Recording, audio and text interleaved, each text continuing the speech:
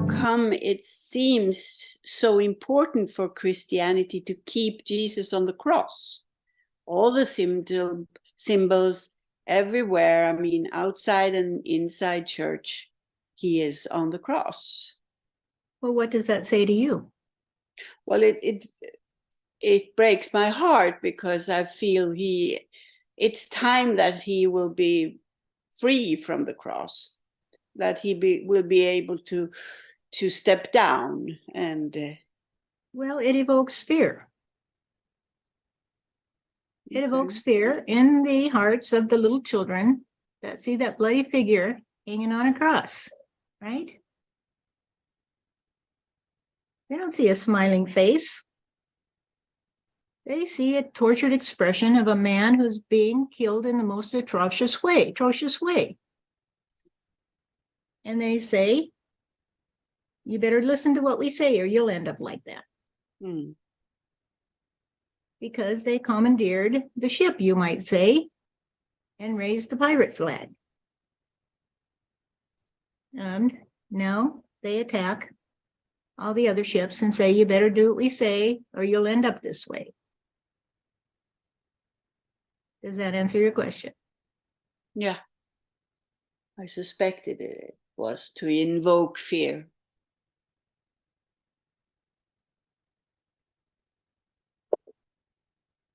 The problem is that the children become so immune to it. They walk in and they see the bloody figure, they're immune to it. So when they walk by somebody that's being killed or brutalized by a gang, they walk on by.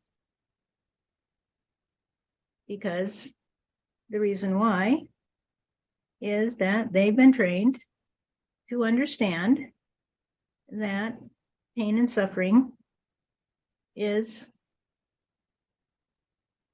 not their problem, you see. As long as they can escape it, they don't have to worry if it happens to me or anybody else.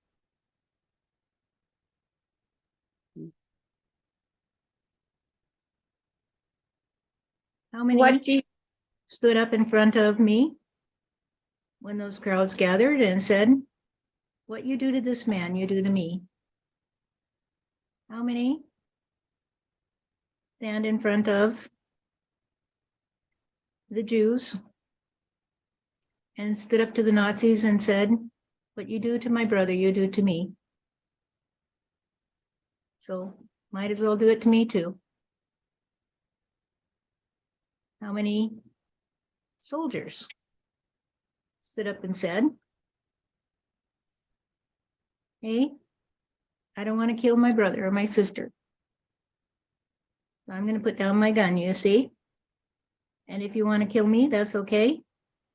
Because I trust on eternity. I trust that I am God energy.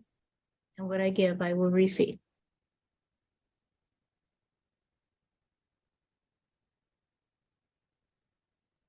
How many who've seen me hanging on the cross or in effigy have stood up and said, I don't want to see this anymore. Take it down. Take it down. Take it down. Take it down. Yeah. You're not going to, because you're trained from the time you're a little child. You become part of the problem. Because that's how it works. That's why when you come back to earth, even though you've had a good birth in heaven and you've been happy and you've seen the lay of the land, you come back to earth and you're 3 years old. Are you going to stand up to all those big adults who are the ones that love you? They're the ones that love you. We love you. Now, well, let us show you this man, bloody man, hanging on a cross. So that never happens to you. So do what we tell you to. It's so diabolical, you might say, that it does give rise to the idea that there is a devil. And he resides in the hearts of those who continually pass on the message that is so garbled that it doesn't even resemble the original message. True. Other questions?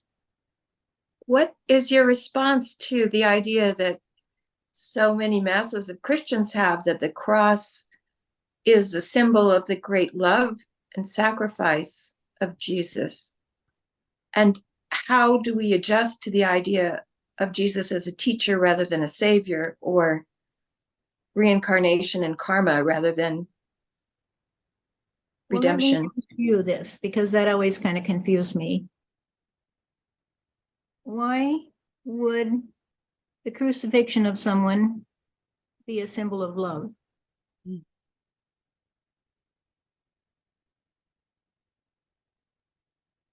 The idea that he gave his life for us. Is it just a Well, disempowerment of us? Who started the idea that I gave my life for you?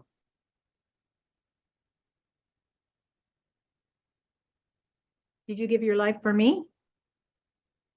How many people gave their life for me?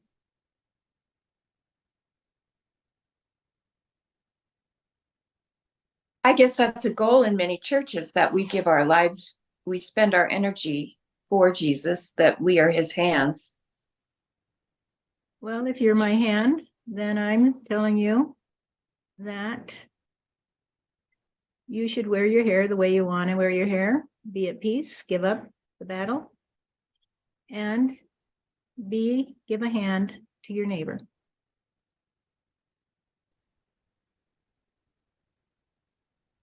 That's all. Get out of your churches and go enjoy using my hand that you think is mine to pick up a rock and skip it across the water.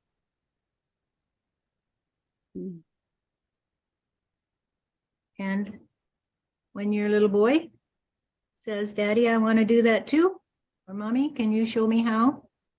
Then you hand a rock to them and you say, hey, give it a try. You get better as you keep doing it. And I say the same for you. You walk out of that church, pick up a rock and skip it across the water, you'll get better the more often you do it. The more often you walk out of that church, the better you get at it.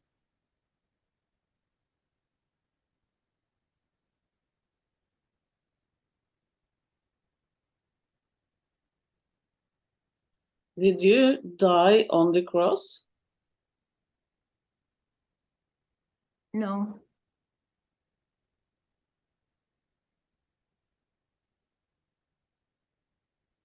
After I was taken down from the cross, I was carted away and left in a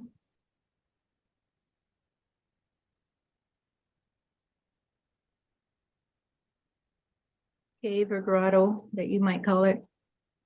And my energy was reignited. I had what you would call a near-death experience. And I woke up and I had the experience that you have in a near-death experience of heavenly bliss. And so I said, well, on with the show, on with the show. And I went to visit my friends. And I said, and I just want you to know I have to leave this place because it's not very safe for me around here. And I have other things to do. And they said, okay, we'll see you. Take care. And away I went. And had it not been for that, I probably would have been forgotten to history. Just another poor sap that probably should have been put in a mental institution. But since they didn't think that way, we'll just crucify him, get rid of him. So the scripture that talks about Jesus preaching or going and talking to the souls or the saints who had passed before Christ's birth, is that true or is that not true? Before Christ's birth? Yeah, the story that talks about him speaking, Are you talking all- about Jesus or are you talking yes. about Christ? They're two separate things. yeah, Jesus going and talking. Oh, so Jesus is not the Christ. The Christ is all of us, Okay. Because the Bible talks right? about Jesus, is that after right? He it says yes. talks, okay. So after Jesus' crucifixion, there's a story in the Bible that talks about him going and talking to those souls that passed way before Christ. In other words, from the Old Testament, all those souls that had existed before that he actually spoke to them. My friends, we're all here today. We're all old friends. The souls that have come from Nibiru and who gather together whenever we can. And we come to Earth again and again to tell this story because, as you know, there were many people in this story, including the apostles, who are all part of the soul family of those who came from Nibiru,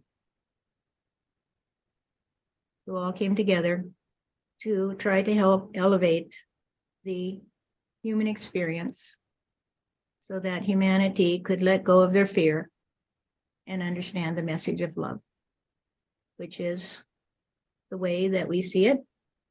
However, we've also had to play many different parts on Earth, and we've had to come back. We've had to play some pretty hard roles on Earth in order to understand how people actually do see it from their point of view. So we've had to go around the block, you might say, ourselves many a time.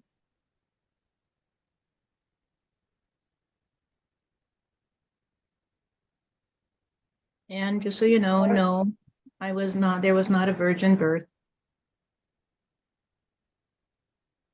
Just a poor young girl who was pregnant.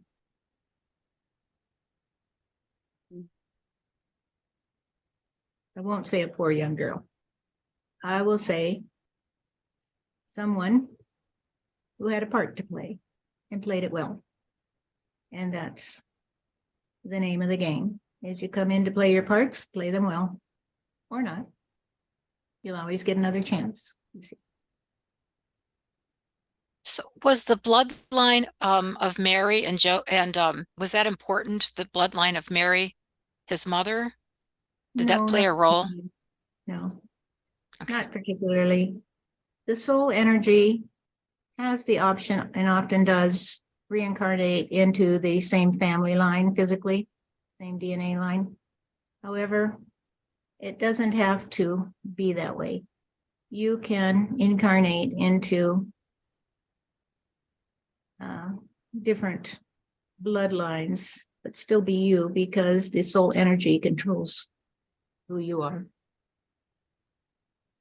not the DNA, physical DNA. The physical DNA may be the room that you walk into, so to speak, but you get to arrange the furniture the way you like. That makes sense to you? Yes, I was just referring back to his Old Testament where it says that Jesus was born of the house of David. And Isaiah gave all those prophecies and all that. So Right.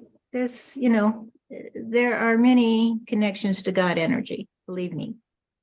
And there are many synchronicities because it's all connected. We've gone over this before, that it starts very simply. And, when you unfold reality, when you build a house, you build it on certain principles.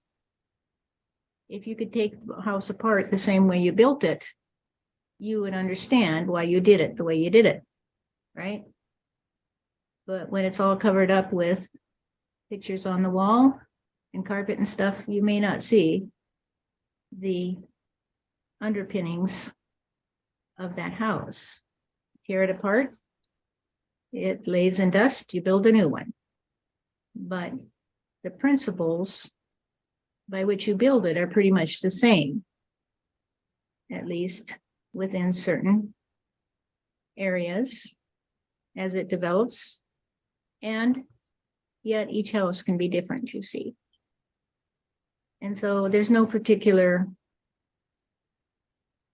importance about bloodlines. That was part of the legacy of the Anunnaki. That and the Elohim. You see, because as the Elohim began to spread their DNA through the rest of humanity, so that the rest of humanity could have the advantage of their more evolved, or I shouldn't say more evolved, the benefit of their more capable anatomy for survival.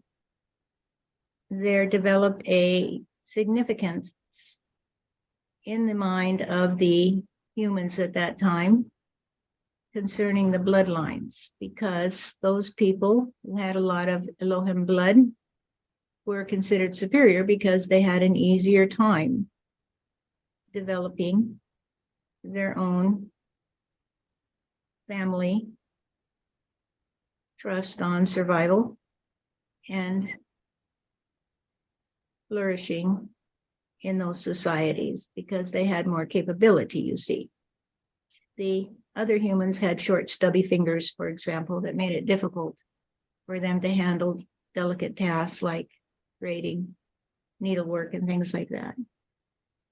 And so if the DNA in a particular family line allowed them more dexterity and more clarity, also affected their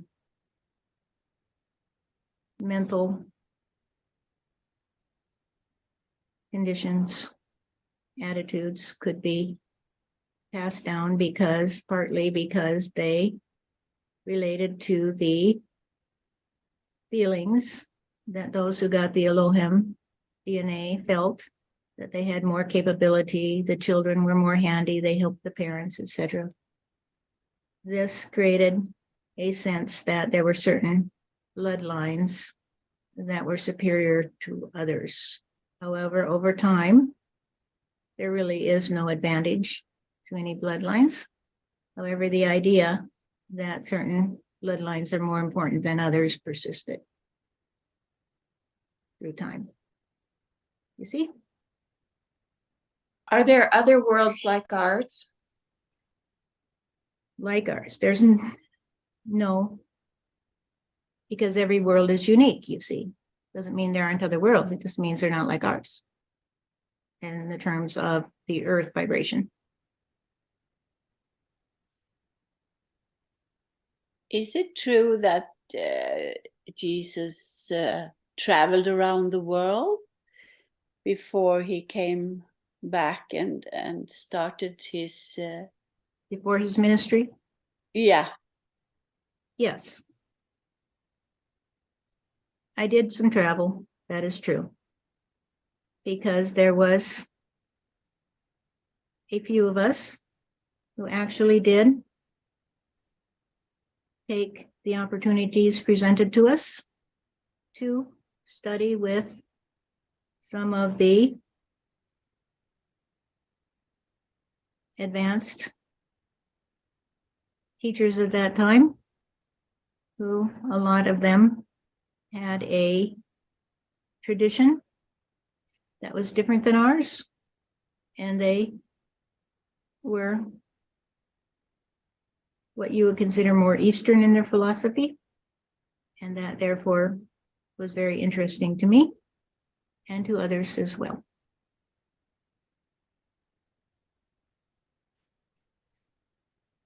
It says that he was in India, among other places. Did Jesus walk in England and teach? In England, no. He says, not in England. After I left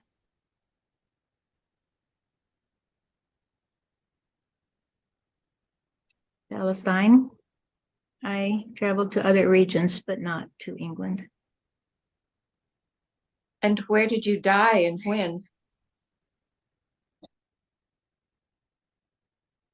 That is another question I'm not going to answer simply because of the tendency of humanity to put emphasis upon certain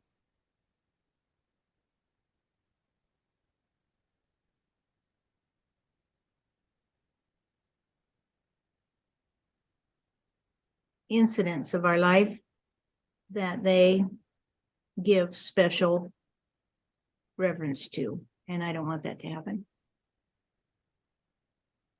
I've read that you were born inside a community that called themselves the Essenes, which was like a more mystical, spiritual community. Yes. I was part of a group that trusted on a less rigid form of religiosity and was more open to women and the natural order. So, yes.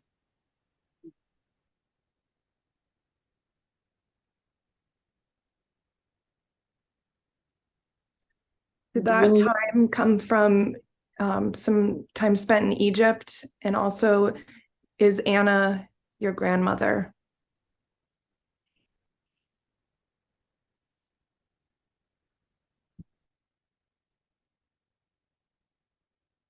Might be a surprise to you, but I actually lived in Egypt for a period of time after the crucifixion. And I got to know some people there who were the descendants of the nomadic tribes that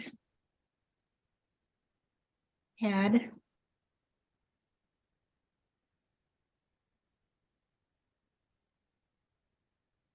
come from the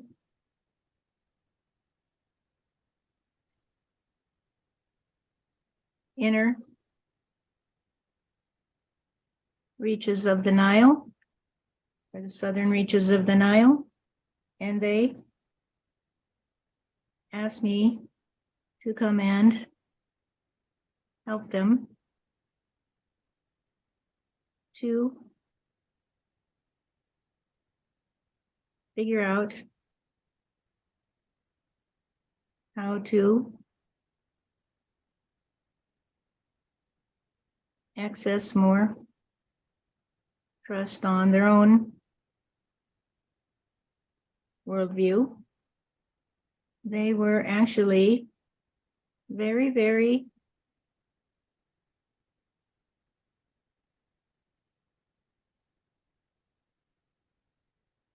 appearing to my eyes to be very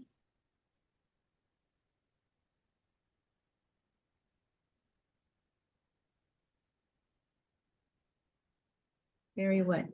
Very sad-eyed people, because they foresaw a lot of dark energy coming into the world through the way that they interpreted the stars, you see, because they were astronomers. And they trusted on the stars to guide them.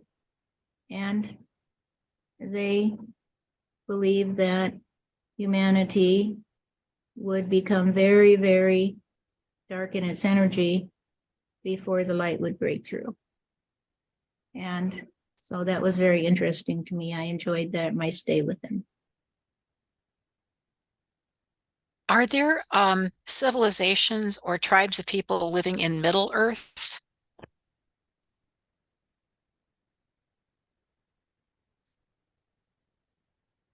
I'm getting a no. If you could define Middle Earth, maybe we could get a little more clarity on that, but I'm not knowing what you mean. I'm thinking like cave-like structures that are beneath the crust, the Earth's crust.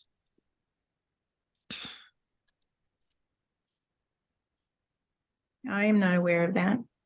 Okay.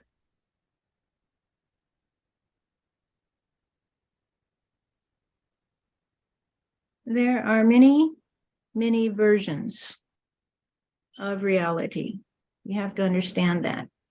we have what I call, and we here in the circle call, a consensus reality.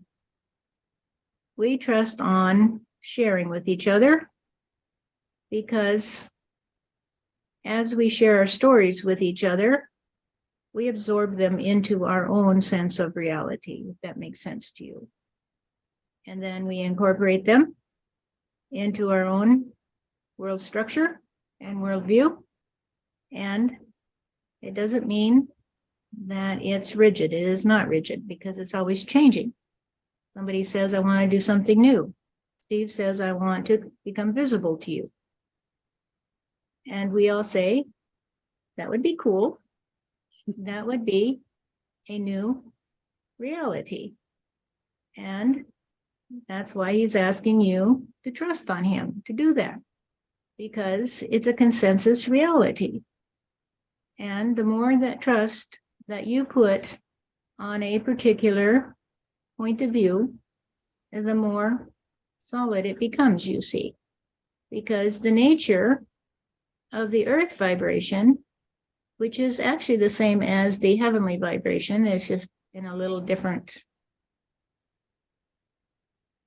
form, you might say, is that all of creation proceeds from imagination. So what you put into the world, as you've consistently heard, will come back to you.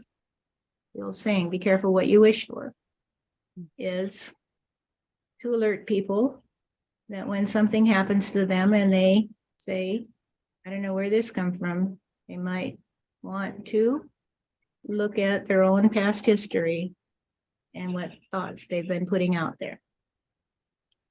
And so when we have a consensus reality and somebody says, well, this is something that I have experienced, we say, cool, tell us about it. And then we say, well, that was just a little fire that you saw in the distance that made you think it was something else or whatever. And they say, well, let's look at it from as many points of view as we can. We look at it from different points of view. So reality is always malleable, of course. So Steph has told you the story of walking on hot coals. And a lot of people did it with her. So that's a malleable reality. However, it was a group that all trusted on their ability to do so, because they had some leaders in the group that had done it many times and helped them to develop that trust and took the initiative to show them how it was done. So they would say, here, I'm going to walk across these coals. I'm going to do a somersault here through the coals or whatever, a handstand. And so everyone watching it said, well, I guess it's possible, isn't it? So when you see something, there is the ability to gain a certain trust on it, you see. And that relates to the efficacy of certain medical treatments. That if you see someone get a medical treatment and they get better, you say, oh, that must be the cause and effect thing. So you get a trust on it. And the greater the trust, the more efficacy there might be. However, sometimes it will seem to be effective for a while and then it will lose its effectiveness, because the purpose for which that illness exists, for example, has not been resolved. It has not been resolved. It still needs to have its day to say, hey, you asked to play this way. Now I'm here. And I haven't made you understand yet that you got what you asked for. You got what you asked for. And if you keep trying to resist it, it will keep persisting until you figure it out that you get what you asked for. So when we have a consensus reality, we talk about it. And we say, what if we did this? What if we did that? Would that work? Would this work? Would that work? And we may try things that don't particularly work very well, but it doesn't mean that that energy of seeking a particular result is any less. It can be bigger, you see? And so the classic story of the efforts of Thomas Edison to find the right filament for the light bulb is the story of persistence to arrive at a solution. The same for Steve Jobs, is that he had a lot of persistence. And that means that they trusted upon a particular result. And their trust on that particular result allowed them to persist in their efforts, you see? So the more we talk about it, the more you can begin to see the complexity. And it is the complexity of reality that makes it so enthralling, you see? So here, we all say, hey, Steve, we think that's a great idea. Maybe you can convince some of those people who think that seeing is believing. Of course, they'll look at you and they won't believe it's you, but that's okay, because there'll be some who will say, hey, we like it this way. We like it this way. And so some of you right now are probably enjoying this conversation that you couldn't do before, which is an innovation. And you're saying, this is fun. We like it this way. We like it this way. And so that then creates an energy that helps to turn the trajectory, you might say, because it says, here's something new. Here's something new we can do. Hey, this is fun. Let's talk to the people in heaven and let's get the story straight. And what fun. So you see how it is done? But for Steph, from her perspective, it was 7.5 years of talking to people, saying, hey, I have something to say. What do you think? Do you want to join me in this consensus reality? And some people listened over the years, and some people probably took something away that would say, hey, this is different. I like it this way. Maybe someday I'll see something that will remind me of it. And maybe someday it will change the way I see the world. However, it's taken her 7.5 years of persistence to feel that she has made some headway with people who can say, hey, I want to play. Hey, I want to play. Hey, I want to play with you. And that's the nature of the game, you see, when you can get people who want to play with you. Do you have any other questions? You talked about the astrologers seeing the darkness coming in. Mhm. People working with this, the astrology today say that they can see like a lightning, there will be lighter in the time to come. Can you say anything about it?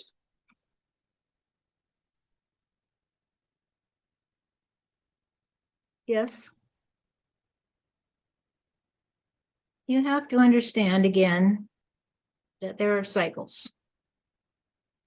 And those cycles are the wheel turning around. And the wheel can turn around in what you might call a short period of time or a small area that is affected. As you roll a marble across the table, it moves across the table.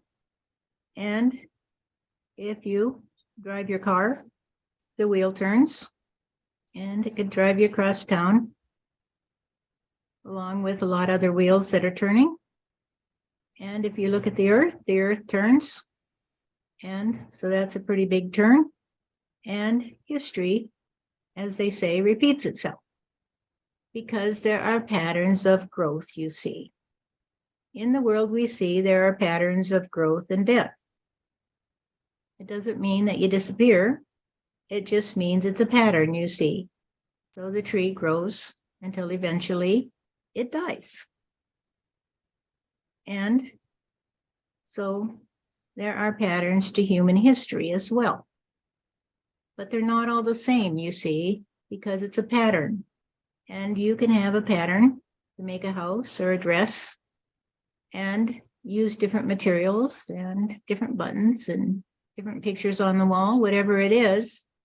And it might hardly resemble the next house that's made from the same pattern, the same dress that somebody made with the same pattern. So there are patterns because of the inherent trust on certain facets of the creative process. So balance is, of course, important. So we've talked about the Taurus effect because that is like saying that the energy keeps being recycled into new experiences. And so that's a pattern. There is the pattern that Steve and Steph talk about of the wine bottle, that one feeds into the other. That is not capable of being replicated in the physical realm. However, if you looked at it in terms of the earth and heaven vibration, then it might make sense to you. And so you need both sides in order for it to make sense. However, you can't have both sides of something that is contained within something without having the container and the non-container, if that makes sense to you. And this is the inherent mystery and the nature of creation, is that it's constantly replicating itself. And so right now, we are in a time of breaking down of the cycle. And so as the cycle breaks down and gets ready to release its energy, a new cycle is being born, you see? And so the new cycle that is being born is the one that you are part of and that you will want to see flourish, because the new cycle for you is a cycle of peace and harmony. And that is the consensus reality that we are building. So you can be part of it or not. And when the consensus reality begins to break down, because people no longer understand that in order to have a consensus, you have to walk around the tree, you have to share your point of view, you have to be willing to talk to each other, you have to be equal in your ability to contribute to the reality that you're sharing. When that begins to break down, then it may be an opportunity for a new story to arise. And that new story is not superior to the old story, because that would be the same as saying that something was better than something else. And you can't have that in a consensus reality. And so it's very tricky to understand this, because eventually you come to the point where you give up, you see. You give up and say, I can't figure it out. I'm just going to be happy, because that makes me happy. It makes me happy to be happy. So what's the problem? What's the problem? And that might be the question you ask yourself. What's the problem today? If I just say, hey, it's okay. I get to experience reality. And that's what I'm here for. That's what I'm here for. And I get to tell my truth. And that's what I'm here for. That's what I'm here for. So tell your truth. Enjoy the day. And don't worry if other people say you're going to hell. Just say to them, that's all right. I've already been there. And I'm still here. And everything shall be fine. Any questions?